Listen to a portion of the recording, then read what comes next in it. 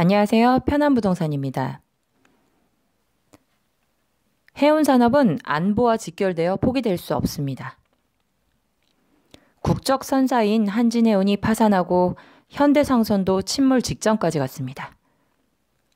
한국의 해운산업은 앞으로 어떤 길을 가게 될까요? 다양한 시나리오가 전개되겠지만 시나리오는 시나리오고 해운업은 포기될 수 없다는 말씀을 드리고자 합니다. 글로벌 해운 업체들은 2000년대 중반 몸집 불리기를 통한 규모의 경제를 실현해 나가기 시작했습니다. 한국 해운 업체들은 적어도 2007년 금융위기 시점쯤에는 이 몸집 불리기 전쟁에 참여해야 했습니다. 충분한 자금도 없었고 글로벌 시황에 대한 우려로 과감한 투자가 이루어지기 어려웠을 겁니다. 한진해운이 무너졌죠. 금융논리에 의한 산업구조 조정으로 비판이 많습니다. 정부는 공적 자금을 투입하는 정당성을 확보하기 위해 현대상선이 알짜 자산들 죄다 파는 자구 노력을 해야 구해주겠다고 했습니다. 아이러니하게도 지금은 해외 기업체에 팔린 알짜 자산을 국민 혈세를 들여 몇 배 가격을 지불하고 되사고 있죠. 차라리 산업은행이 나서서 해외 기업체에 팔릴 알짜 자산을 미리 양수받는 게 나았던 거죠. 현대상선 부도나면 알짜 자산만 높은 가격에 따로 팔아도 될 테니까요. 금융 논리에 더해 정치 논리까지 가세했던 거죠.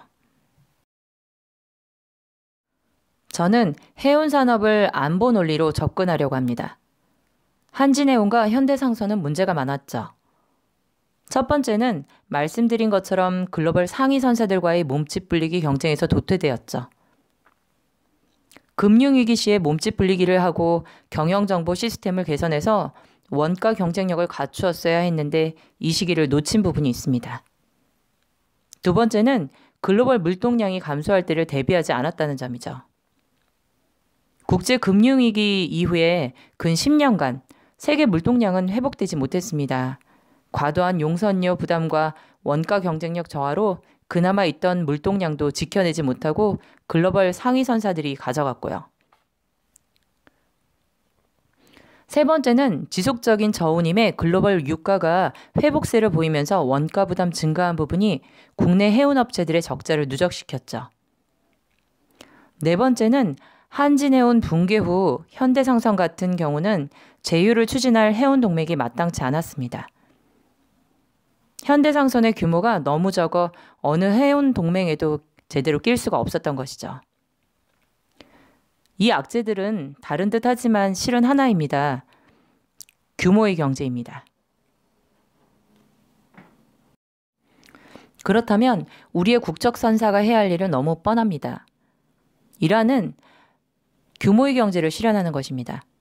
정부의 지원에 계속 의지하다가 글로벌 해운 시장이 급격한 변동을 맞이하는 시기에 좋은 기회를 포착해 대규모 투자를 감행하는 것입니다. 이안은 타 선사들이 하지 않는 독특한 방식으로 돈벌이가 되는 몇 개 노선에만 집중해 원가 경쟁력이나 네트워크 경쟁력을 가지는 강하지만 작은 선사가 되는 것입니다. 이안부터 검토하죠.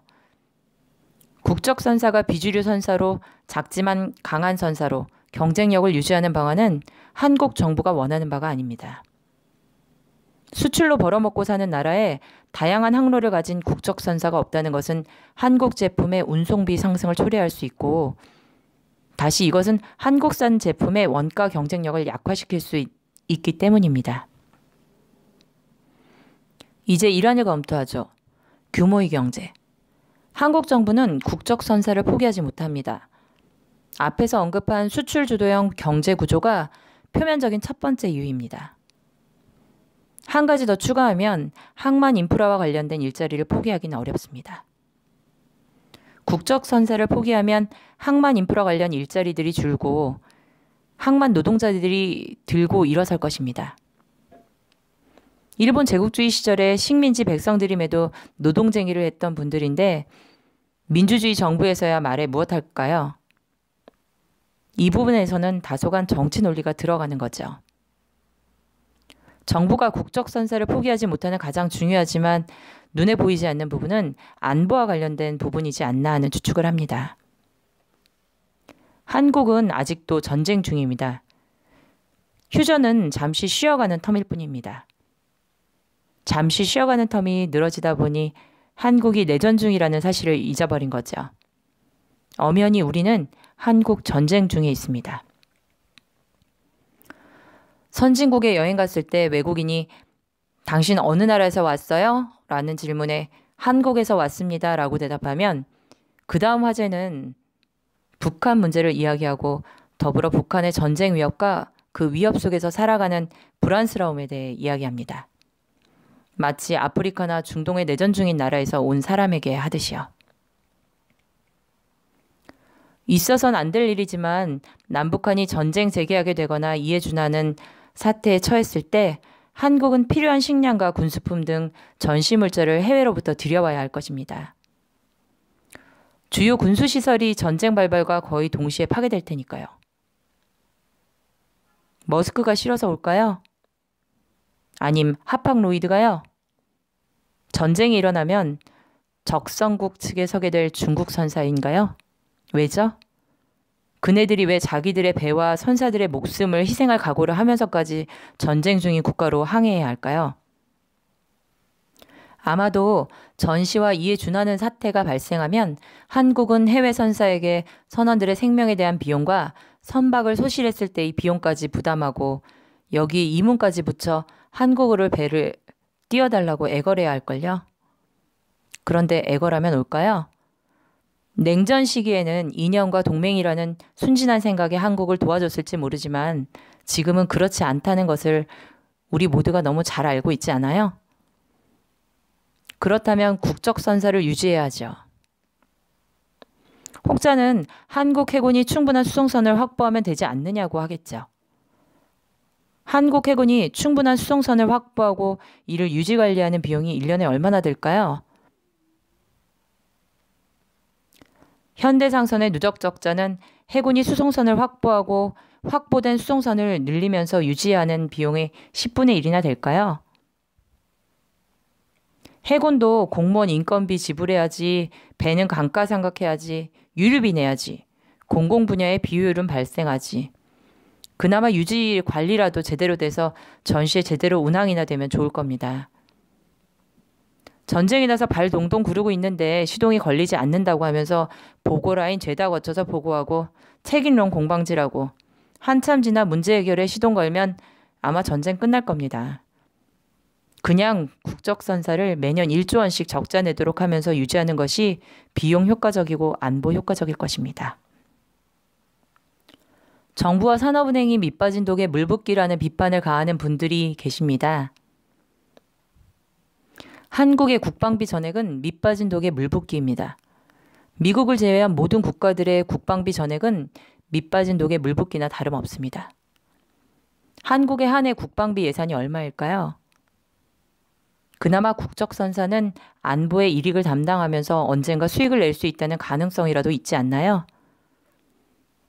최소한 글로벌 해운사들의 독과점을 견제해 한국산 제품의 운송비를 다운시켜주는 역할이라도 하지요. 정부는 국적선사를 포기할 수 없습니다. 향후 10년간 10조가 더 들어도 살려내야 할 겁니다. 매년 1조면 매년 예산의 400분의 1밖에 되지 않습니다. 전시의 군수품이 끊기고 전쟁을 이기는 경우는 없습니다. 전쟁을 몰라도 삼국지를 한 번이라도 읽었다면 제갈과 사마가 적의 식량 보급선을 끊기 위해 얼마나 노력했는지를 아실 겁니다.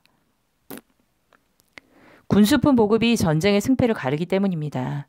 무기 없이 먹지 않고 연료와 에너지 없이 싸울 수는 없습니다. 결론은 정부는 국적선사를 밑빠진 독에 물 붓기 식으로 살려낼 수밖에 없습니다. 해외 선사들이 부당 지원 운운하고 국내 다른 기업들이 형평의 이야기를 할 것입니다. 그런데 국가안보에 무슨 부당이고 형평이고가 있습니까? 내 나라 빼앗겼던 일제시대의 부당과 형평을 일본 제국주의자들에게 운운했습니까? 다행히 국제해사기구에 의한 환경규제로 기회가 왔습니다. 국적 선사의 캐파가 곧 지금의 2배인 80만 TEU가 된답니다. 200만 TEU가 되려면 아직 멀었죠. 그러나 희망이 보입니다. 글로벌 선사들의 배가 모두 신형은 아니기 때문이죠. 그리고 환경 규제에 필요한 장비들을 갖춘 배들은 많지 않을 거고요. 글로벌 선사들이 고가의 타랑유 및 타랑 장비가 부담이 되어 항공기 탈 때 내는 유류 할증료 받는다고 합니다. 한국 해운사가 최근 발주한 선박들이 현장에 배치되면 보유 선박의 50%는 타랑이 준비된 꼴입니다. 그만큼 유류 할증료 할인 세일 들어가면 원가 경쟁력이 강화됩니다. 우리 국적 선사는 이를 무기로 글로벌 선사들과 해운 동맹을 체결할 때 이전보다 훨씬 강한 협상력을 가지게 될 것입니다. 더불어 산업은행이 대주주로 있는 한 산업은행에 빚지고 있는 많은 한국 기업들은 산업은행 눈치 보며 국적 선사 이용하게 되지 않을까 합니다. 현대상선이 선박 발주할 때 대우조선 눈치 많이 본 것처럼요. 세관에는 셀프 수주라고 했죠. 해수부는 국가 전략물자 운송에 국적 선사를 이용토록 하는 제도를 준비 중이라는데 이것도 도움이 될 것이고요. 글로벌 선사들의 몸집 풀리기 치킨 게임은 지속되기 어렵습니다. 이자가 상승하고 있습니다. 그네들도 차입금으로 배를 건조하거나 빌리는 것이라는 점을 고려해야 합니다. 또한 고가의 타랑 유류비는 그네들에게도 부담입니다. 타랑 장비나 LNG 추진선 신규 발주도 부담일 것입니다. 한꺼번에 자신들이 가지고 있는 배들의 25%에서 50%를 타랑 선박이나 LNG 추진선으로 바꿀 투자금을 확보하기는 곤란할 겁니다. 치킨 게임에 승리하기 위한 저운임 전략과 대규모 인수합병 때문에 발생하고 있는 이자 비용, 또 글로벌 물동량 감소 때문에 최근 10년간 글로벌 선사들의 수익률은 좋지 않았습니다. 그리고 글로벌 선사들은 10년 전에 규모의 경제 실현한다고 투자금 확보에 대규모로 선박을 건조했습니다. 이제 재미 좀 보려는 찰나였는데 무역 분쟁으로 물동량이 감소했습니다. 몸집만 불렸지 실질적으로는 별 재미를 보지 못했습니다. 그런데 이제 와서 배에 고가의 타랑 장비를 설치하기 위해서 또 신규 선박 발주를 해야 한다고 재투자하라고 하면 제가 투자자라면 투자자금 회수 들어갑니다. 더더군다나 한국 정부가 국적선사 포기하지 않고 국책은행인 산업은행이 소유주가 되었으니 한 국가를 상대로 치킨 게임을 벌여야 하는 꼴입니다. 득보다 실이 많을 겁니다. 국가와 치킨 게임을 벌여서 성과를 보기 위해서는 시간도 오래 걸리고 그 시간 동안 저가 공세로 감수해야 하는 이익 감소분이 커질 것이고요. 국적선사 하나 죽여서 얻을 이득도 그리 크지 않을 수도 있고요. 더욱이 국적선사 포기하지 않으려는 나라가 한국뿐일까요? 일본도 국적선사 포기하지 않습니다.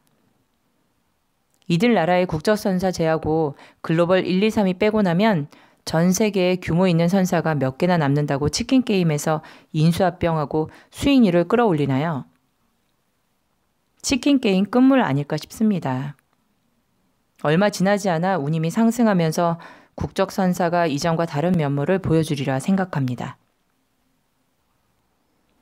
이때는 국적선사 위기 넘겼다 자축하면서 칵테일 파티하는 방만경영 문제를 걱정해야 하겠죠.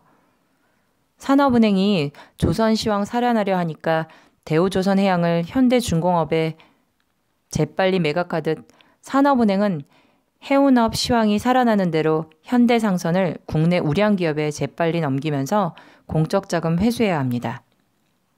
노조와 위탁 경영인들 그리고 정치권의 결탁이 국민 세금을 장기적으로 축내도록 할 수는 없죠. 수년 내에 규모 있는 사업을 운영하고 있는 그룹 물류 계열사에게 현대상선을 넘기는 방식이 어떨까 하는 생각을 개인적으로 합니다. 긴 이야기 들어주셔서 감사합니다. 워렌 버핏은 우리의 미래를 늘 낙천적으로 보아왔습니다.